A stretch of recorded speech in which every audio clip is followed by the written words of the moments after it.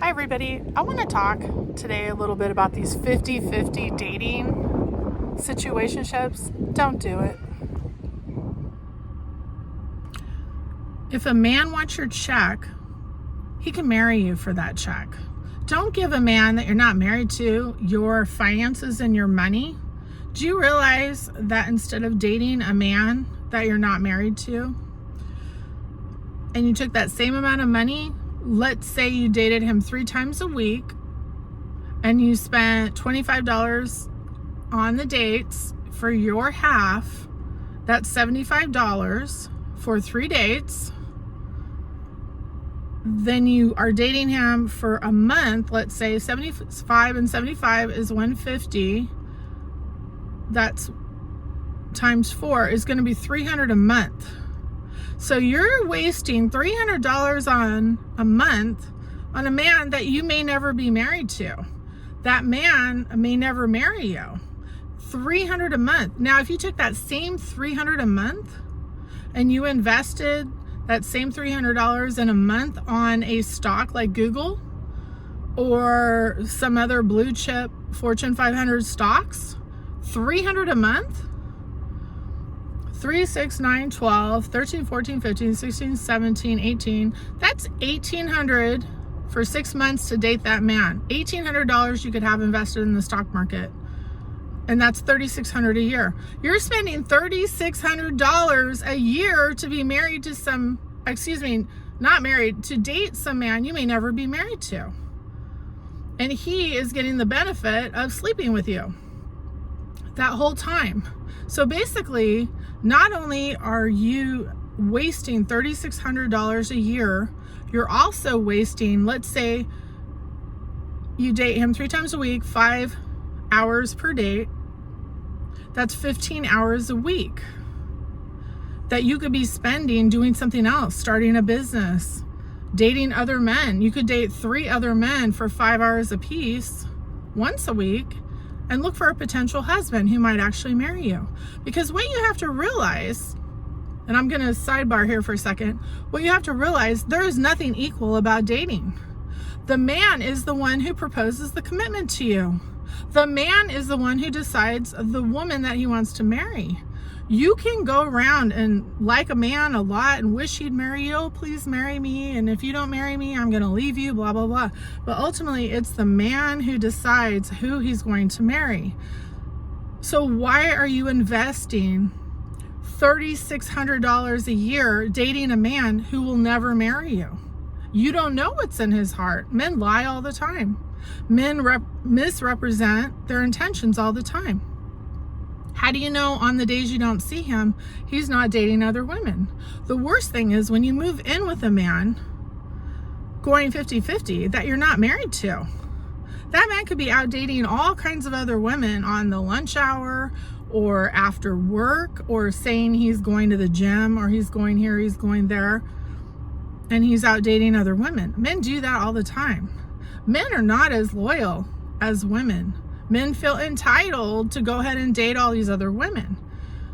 Most women I've talked to, because I am not like other women. I have a viewpoint that I've had my whole life, probably since I was 18 years old, where I don't take a man that seriously.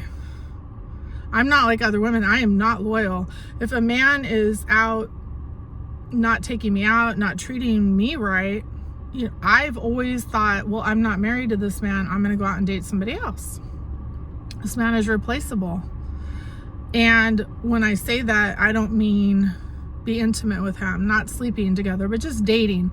Because I grew up watching black and white movies. And in the old black and white movies, women would normalize dating 12 to 15 men who would all sit together in the parents' parlor waiting to take her, out for a dinner, or out on, they actually used to kind of take a little stroll or whatever and talk, and the parents were overseeing the courtship.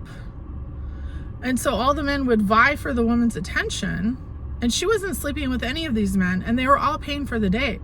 Because when you're not married to a man, the commitment is not the same as a man and a woman. I hope you ladies realize that When you are sitting here going 50-50 with a man you're not married to, you're investing in nothing, because our government, at least here in the United States,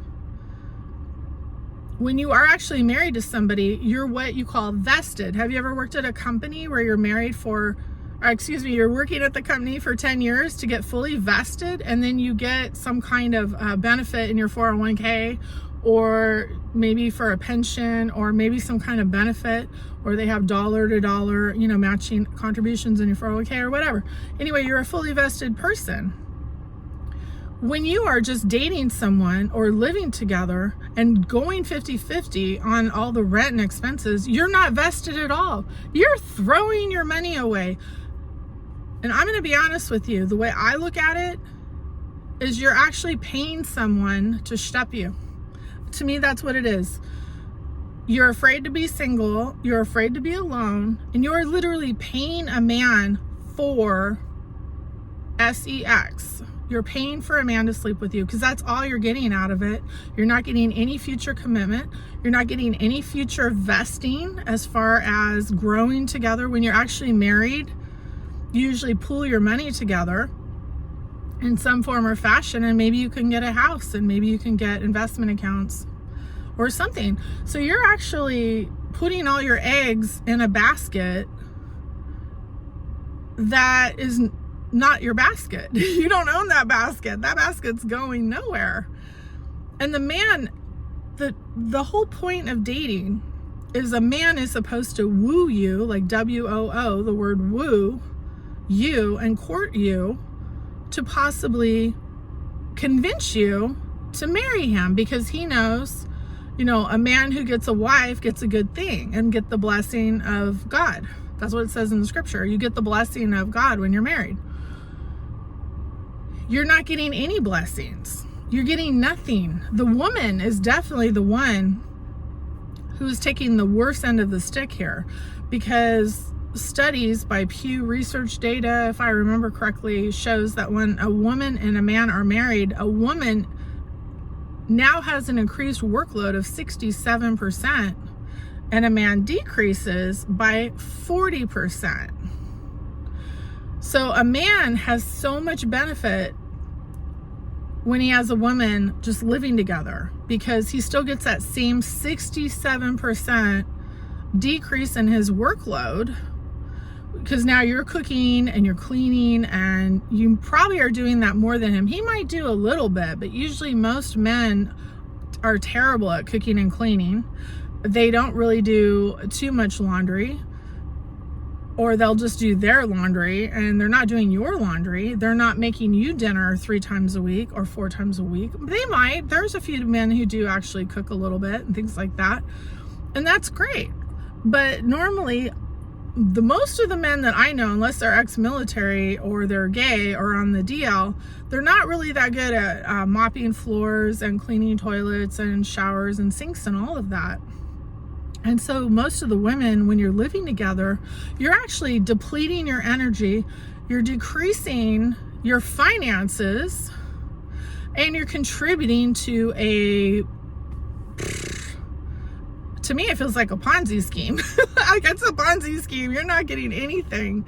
You would literally be better off living in a tiny little studio apartment and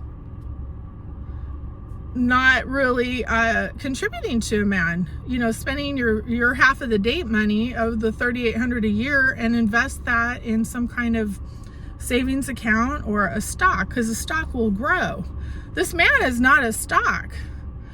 He hasn't even claimed you as his wife. He hasn't claimed you for anything. You're not building anything. And you say, oh, well, I need to live with somebody before I marry them. And I do understand that, because I did live with a couple men before, conditionally, when I was younger. And I've never believed in living with a man that you're not married to. And this is even when it had nothing to do with the religion. I just thought it was a waste of my time and energy. And then I can't date other men. Like, what if this man that I'm living with, he's not made a commitment to me, and now I can't go out and date other men? And I did try. I lived with one guy, and he was so terrible that I ended up moving out after 8 months, and I just was not happy at all. I left my stuff all at a relative's house, and I ended up actually dating another guy. I didn't sleep with a guy or anything like that, but I just was like, I want out of here. This guy over here is the one taking me out. The guy that I was living with was just completely ignoring me, wasn't taking me out on any dates.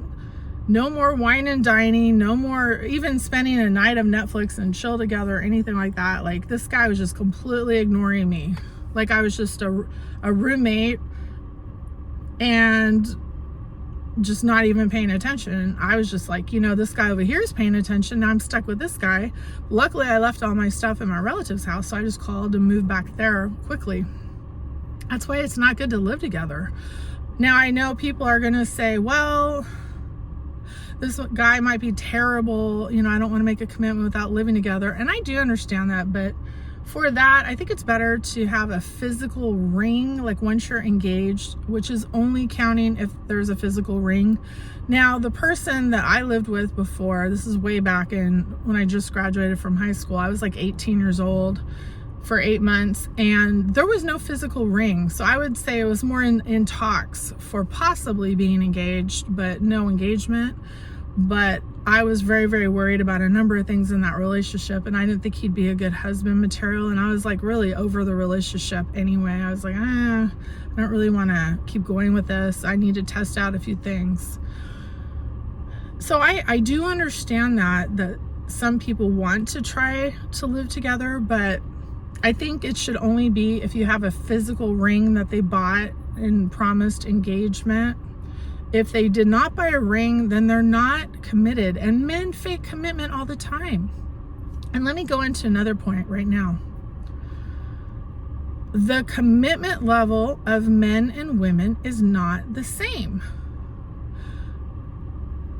Men oftentimes date a whole lot more women than women date men. A woman will put all her time and attention on just one man that she's dating, and they're not committed, but the man will go out and he's dating other 20 women. So if you're paying zero, if you're paying for the dates 50-50, and he can go out, and now his dating budget, which might be $200 a month, now he can spread his $200 dating budget out among like 20 women, because it's not equal rights. And let me tell you something. Let me make another point here. There's all this body count going around on the internet right now. Body count. How many men has a woman slept with? You're wasting your body count dating these men. Okay? It's not equal. Why is there even a body count? Men don't have a body count. Now, if you go by the gay statistics of the LGBTQ community, the average man who's gay, he has slept with more than 500.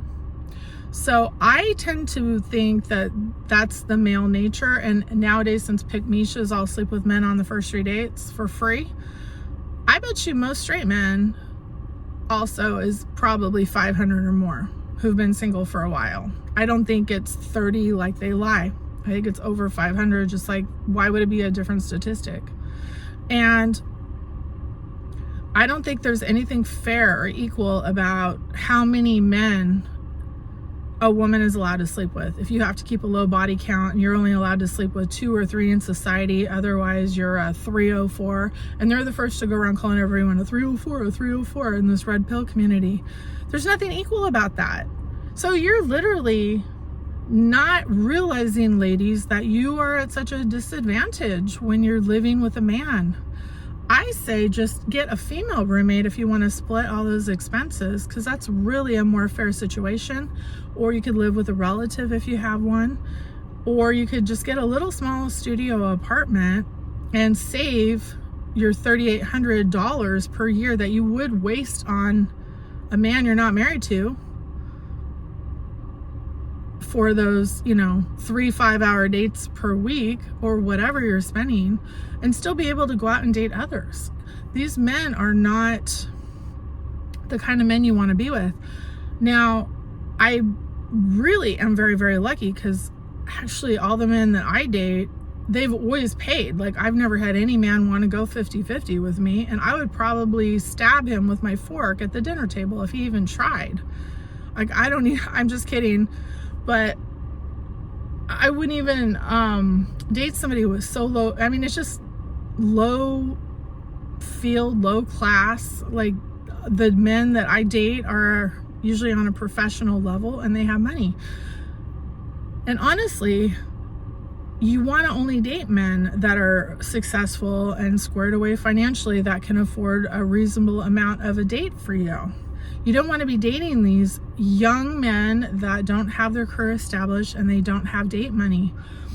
You don't want to date them. They're not ready for marriage. They're not looking for it. They're not looking for commitment. And you're just wasting those 15 hours a week, basically, dating them. If it's 3 5-hour dates, which is kind of an average amount. Now, my last point is, when I signed up for my master's degree program, they said a master's degree takes 16 to 20 hours a week. And I thought to myself, I'm single right now. I'll just give up dating. And instead of dating for 16 to 20 hours a week, I'm going to get a master's degree. And so honestly, I feel like until you really meet someone who's serious about you and will pay for all the dates and be a good provider and be successful and even be worth that 16 to 20 hours a week, you're really better off buying stocks with that money, going and getting a master's degree or your bachelor's degree or your trade school, or starting a side business or anything you want to do, rather than wasting your time with that broke 50-50 dusty. Okay, that's enough for right now. I'm going to make another video on this topic because I have a lot more to say, but this is long enough. So anyway, thanks for watching. Bye.